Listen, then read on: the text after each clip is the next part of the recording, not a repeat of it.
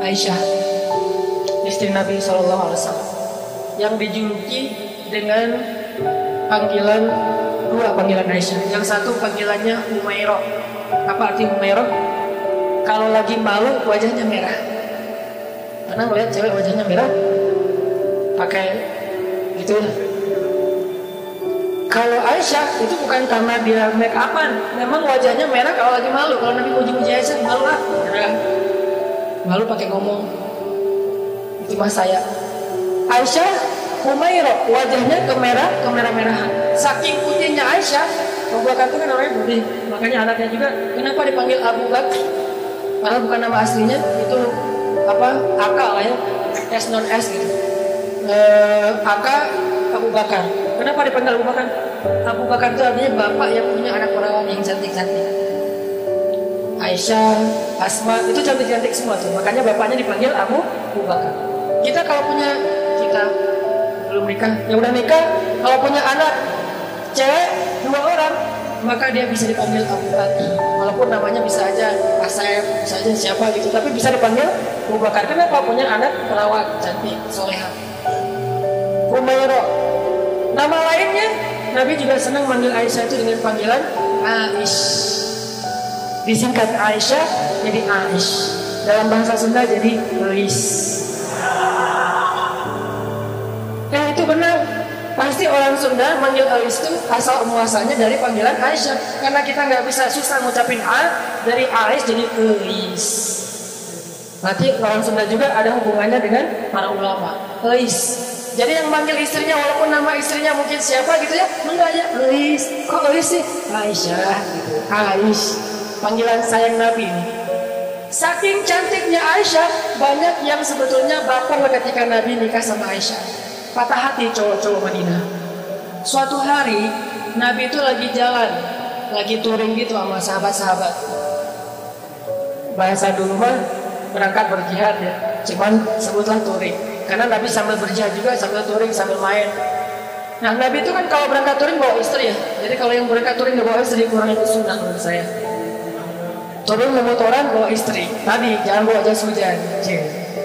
Dia kalau hujan, mah nah Nabi lagi touring nih dengan para sahabat, sekitar 1000 motor lah ya, bermerek kontak.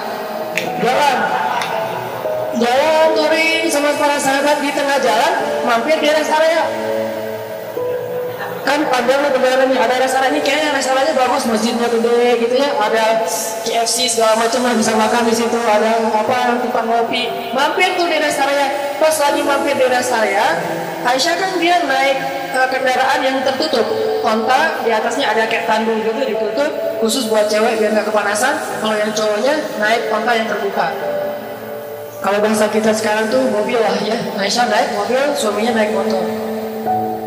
Yang nyetir siapa ya? Dan cara ini ada gimmick dikit tapi penting ya, bekal buat teman-teman nanti kalau udah nikah.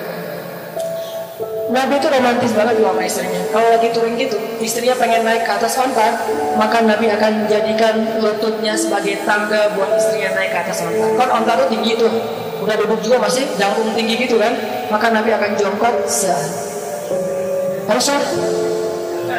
Akhirnya Aisyah menginjak lutut Nabi, dipegang sama tangan Nabi, dinaikkan ke atas onta. Itu cowok banget tuh.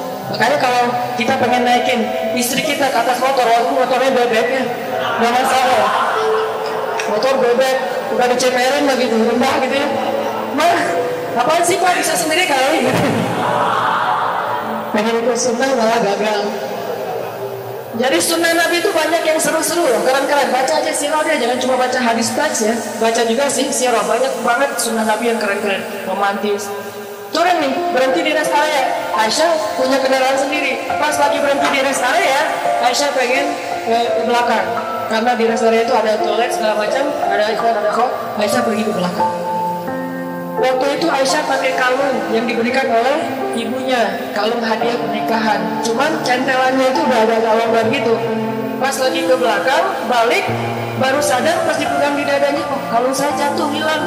Akhirnya minta izin ke Nabi, ya Rasulullah, kalung saya jatuh dari cari-cari dari tadi nggak nemu. tolong cariin dong. Akhirnya Nabi pun nyari, nggak nemu, mengarahkan para sahabat nyari. Sampai akhirnya nemu pas udah malam.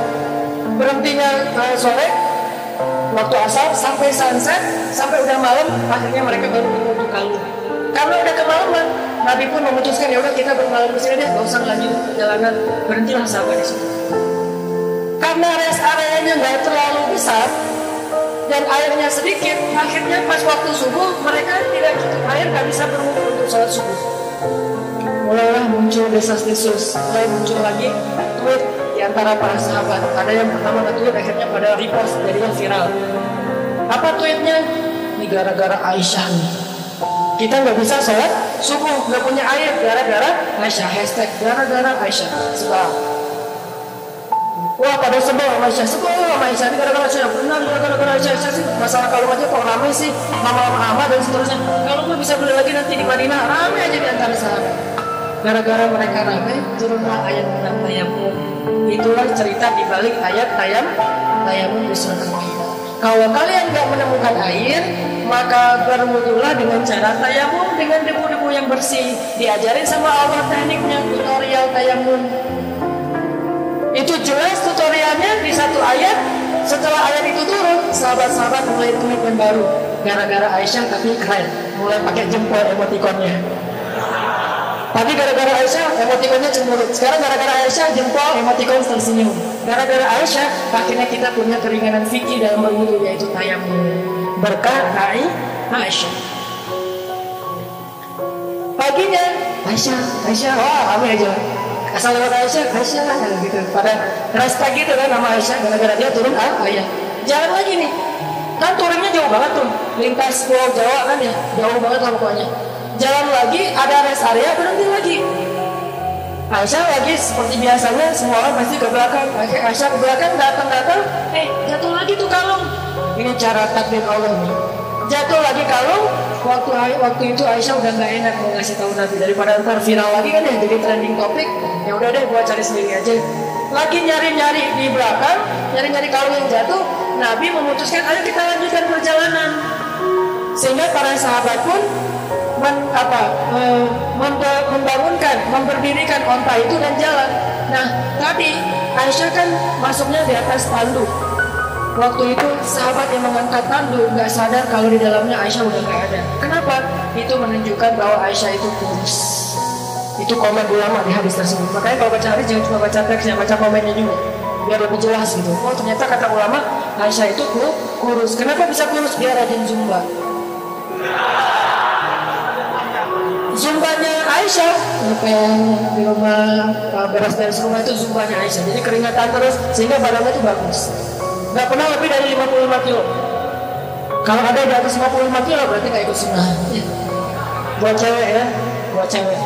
Aisyah itu masih kurus, jadi dia ada di dalam tanduk nggak ada, sama aja nggak terlalu ngaruh. Karena berat tanduk lebih berat daripada Aisyah. Begitu diangkat oleh para sahabat, nggak sadar kalau Aisyah udah nggak ada di dalam tanduk. Jalanlah Nabi. Yuk berangkat, semuanya pada jalan.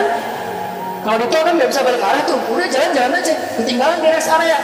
Nah Aisyah lagi nyari-nyari, pas dia dapat, senang, aku udah dapat nih. Balik ke tempat Nabi tadi berhenti, ternyata pasukan Islam atau rombongan touring udah pada pergi.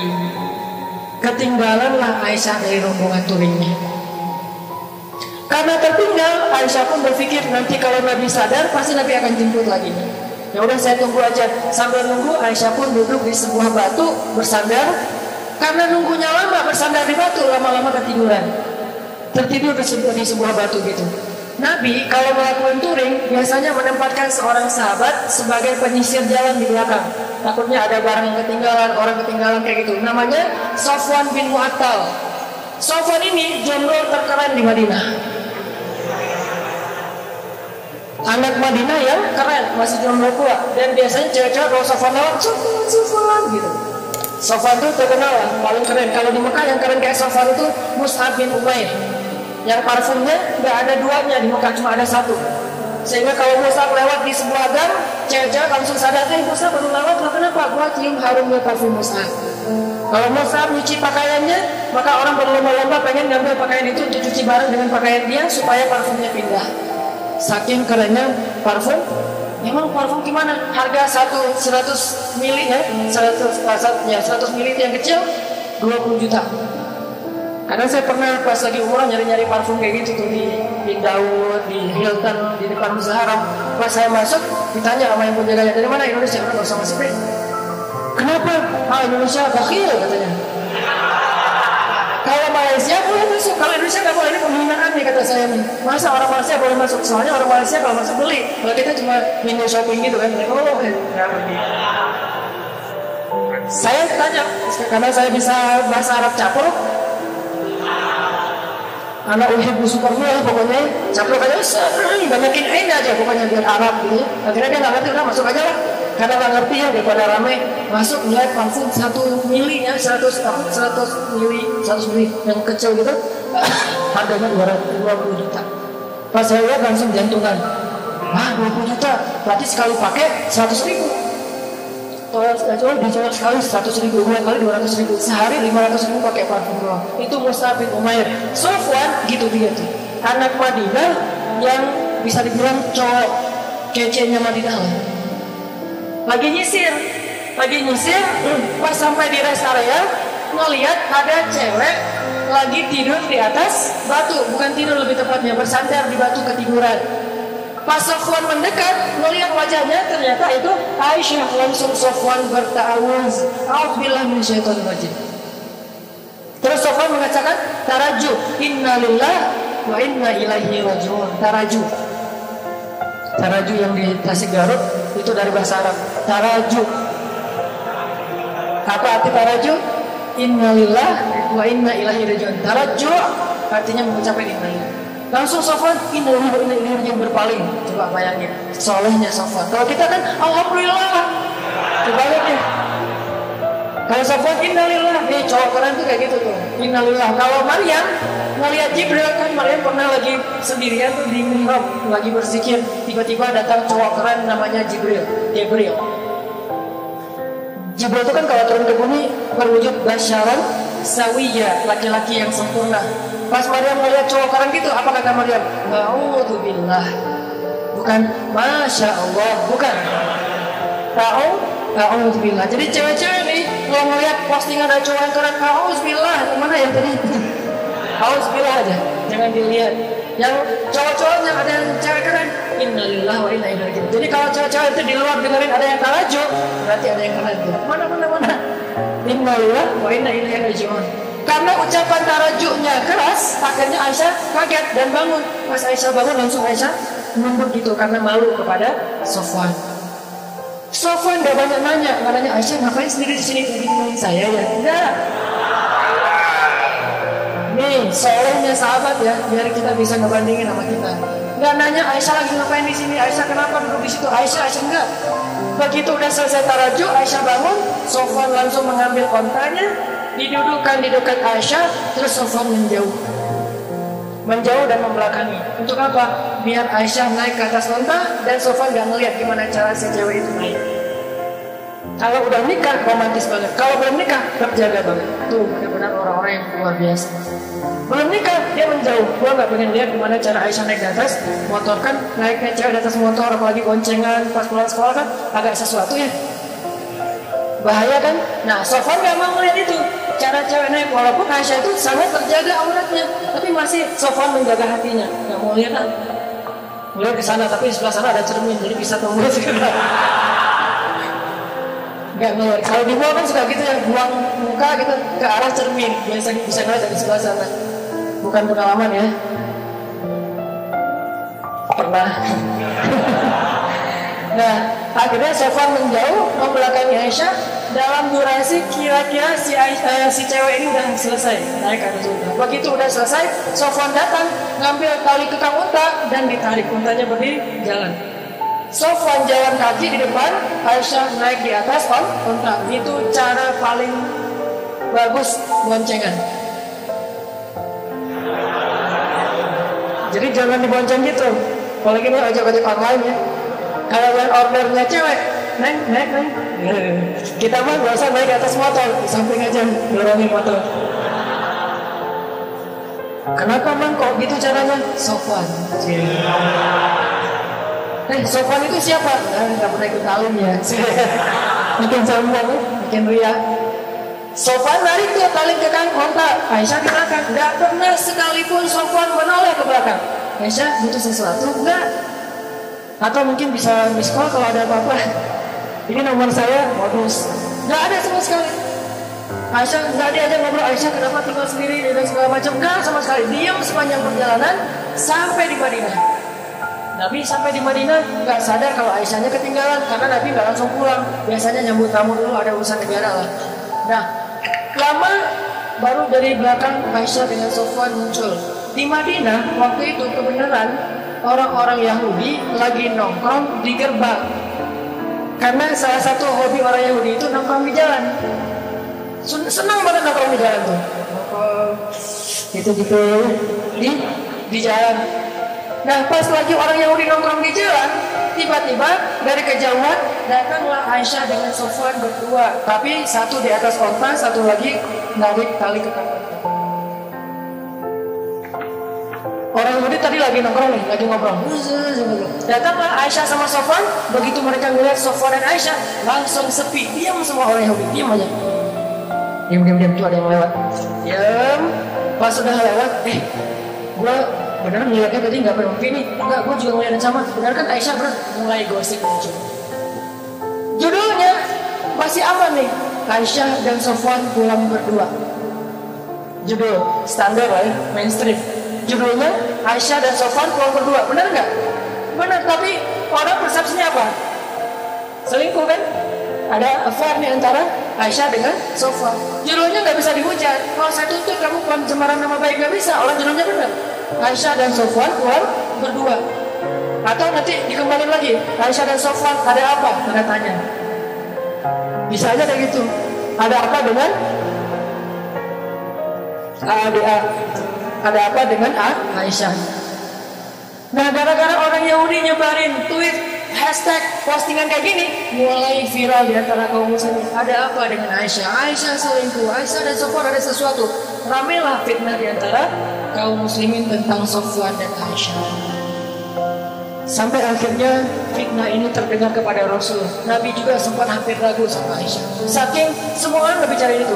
Lo udah dengar berita belum? Apa? Aisyah sama Sofwan ternyata kemarin pulang berdua, ada sesuatu tuh. Oh gitu? Kan suka goreng ya omongan-omongan kayak gini nih. Bisa ditambah-tambahin, pecinnya ditambahin, jadilah pecinnya banyak. Makin banyak pecin, makin sedap. Makin susah untuk berhenti kan? Nah gitulah Gus. Akhirnya viral, jadi trending topik di Madinah. Aisyah dan Sofwan ada affair. Sampai ada seorang sahabat, kalau nggak salah namanya Abu Ayyub, pulang ke rumah, nanya ke istrinya, "Mah, udah dengar berita yang lagi trending topik belum?" "Udah Pak, Mama juga baru buka Instagram," kata istrinya. Mama punya Instagram kok, Bapak nggak di follow? Bahaya. Aisyah sama Sofwan katanya di fitnah ada sesuatu. Gimana menurut Mama? Kata Abu Ayyub. Nih jawaban istrinya nih, jadi panduan buat kita kalau dengar gosip. Apa kata istrinya? "Ya Abu Ayyub, gimana pendapat engkau jika ada yang mengatakan engkau selingkuh dengan seorang perempuan?" Kata Abu Ayyub, "Ya nggak mungkin lah. Papa mau selingkuh kan nggak cukup dengan Mama. Mama kan segalanya buat Papa. Udah nggak ada lagi, nggak akan terbuka lagi lah hati Papa buat cewek yang lain mah." Udah gitu-gitu. "Benar Pak, benar. Sesungguhnya Sofwan itu lebih soleh daripada Papa. Kalau Papa nggak mungkin selingkuh, maka Sofwan juga nggak mungkin." Oh gitu. Jadi ditambah lagi sama istri Abu Ayyub, "Pak, ya Abu Ayyub, gimana menurut engkau jika ada yang mengatakan Mama selingkuh?" Kata Abu Ayyub, "Nauzubillah, nggak mungkin. Papa percaya banget sama Mama. Mama itu kan cewek yang paling setia, yang menjaga diri segala macam." Kata istrinya, "Sesungguhnya Aisyah lebih soleha daripada Mama. Kalau Mama aja nggak mungkin selingkuh, apalagi Aisyah." Coba, gampang kan menyelesaikan masalah kayak gini? Ada isu, sesungguhnya dia lebih soleh daripada kita. Kalau kita aja nggak mungkin, pasti dia lebih nggak mungkin lagi. Gitu caranya. Husnuzon. Tapi di luar berita itu tetap berkembang. Sampai akhirnya Nabi datang ke rumah Aisyah, bertanya kepada Aisyah, "Ya Aisyah, pasti kamu sudah mendengar berita tentang ini. Gimana menurut kamu, hai Aisyah?" Kata Aisyah, "Kalau saya bilang berita itu bohong, mungkin Nabi nggak percaya sama saya. Padahal itu bohong.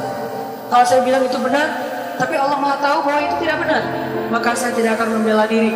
Wallahul musta'an. Saya akan curhat hanya kepada Allah saja. Allah yang Maha menolong. Masuk ke kamar, Aisyah kecewa gitu sama Nabi. Karena Nabi dianggap nggak ngebelain Aisyah. Nabi juga bingung, bener nggak? Emang kayak gitu, saking parahnya berita ini. Nabi juga bingung nih, hampir aja Nabi menceraikan Aisyah. Saking luar biasanya fitnah. Nggak lama kemudian Nabi dalam keadaan sedang sedih, sedang rasa perasaannya itu lagi kacau banget. Turun surat An-Nur ngebelain Aisyah.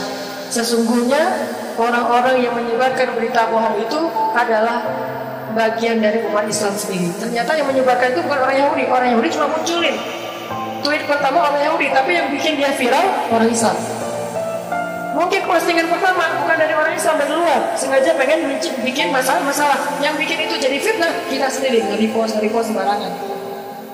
Mungkin nggak ada masalah sebetulnya, kita aja yang membentur-benturkan. Sesungguhnya yang membawa berita bohong itu adalah orang Islam sendiri.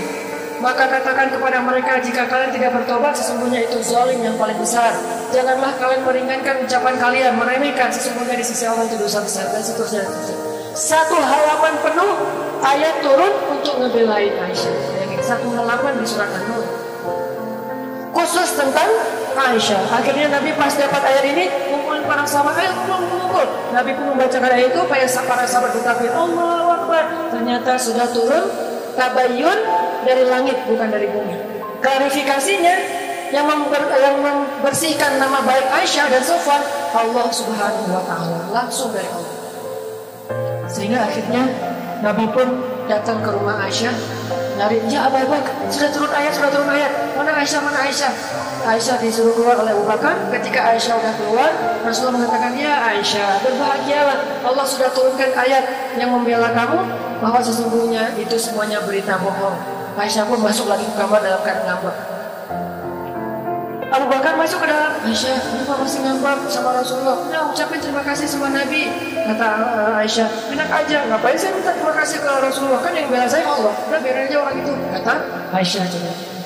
Apakah Rasulullah marah? Enggak. Kata Abu Bakar, ya Rasulullah, Aisyah lagi nunggu, kamu ketemunya udah nggak apa-apa. Memang Aisyah pantas untuk melakukannya. Nabi pun pergi. Biarkan Aisyah menyelesaikan recovery dulu perasaannya. Selang beberapa hari Nabi datang lagi dengan pengembangan. Orang dibela sama Allah sampai turun ayat satu halaman.